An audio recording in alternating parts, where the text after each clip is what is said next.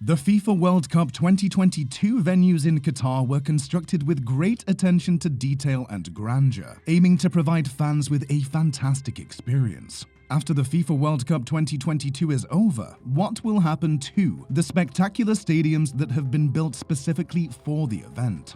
Qatar has spent billions to construct world-class buildings and install innovative infrastructure to host the FIFA World Cup 2022 games and provide accommodations to host the droves of visiting sports fans that will descend upon the Middle East from around the world to see the games firsthand. Following the tournament, Qatar will be left with 8 magnificent stadiums that will have virtually no purpose.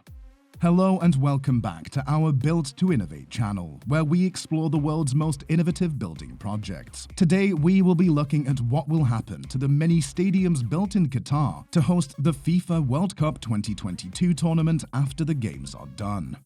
The stadiums that were built in Qatar specifically for the FIFA World Cup 2022 are an impressive sight. 7 stadiums were built for the tournament, and one, the Khalifa International Stadium, was extensively renovated to bring it up to FIFA standards. Each one is equipped with a unique cooling system that will keep the spectators cool during the games, even in the hottest months of the year. 7 of the 8 stadiums have been designed by German architects and engineers. Qatar spent an incredible amount of money on building stadiums for the FIFA World Cup 2022. The cost of building the stadiums is estimated to be around $10 billion, with each stadium costing an average of just over $1 billion to build. Some people have criticized Qatar for spending so much money on stadiums when there are many other needs that should be addressed in the country, but others argue that this investment will pay off in the long run. The Lusail Stadium was designed by global architects Foster & Partners. It is the largest of the tournament stadiums, seating approximately 86,250 people and featuring an iconic golden bowl design. The spectacular roof is inspired by traditional Islamic architecture and has retractable solar-powered shades that protect fans from Qatar's scorching summer heat. After the FIFA 2022 games, the seats in Lusail Stadium will be stripped away, and there are plans to reuse the space to accommodate a school, health clinics, cafes, and shops. The pitch is going to be used for community games, and the upper tiers are set to become housing solutions for the surrounding community.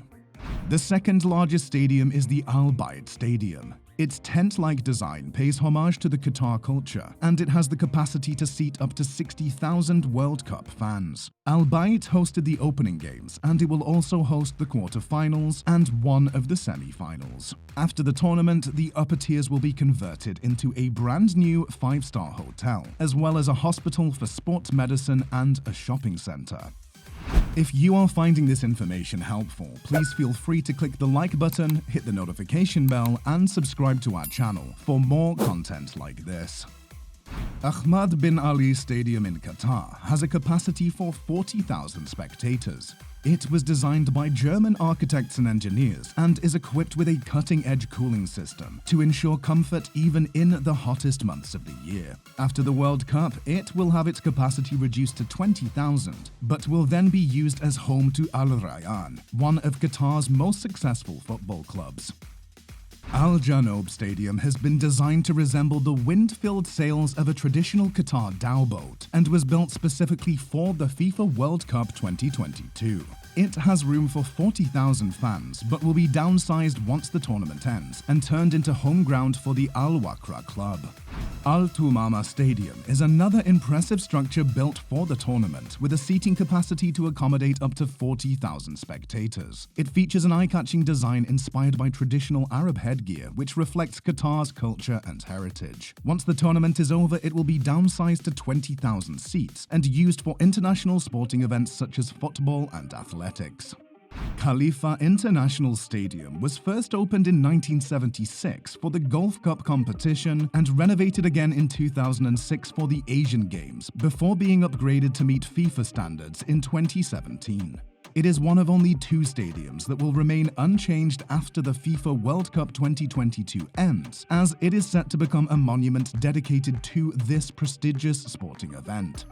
Education City Stadium will have its capacity reduced from 40,000 seats down to 20,000 after being used during FIFA World Cup 2022. The name itself reflects its new purpose, a sports ground mainly intended for university students post-tournament. This stadium also features the state-of-the-art cooling system developed by Saud Abdulaziz Abdul Ghani, which he made freely available so other countries can benefit from this innovation.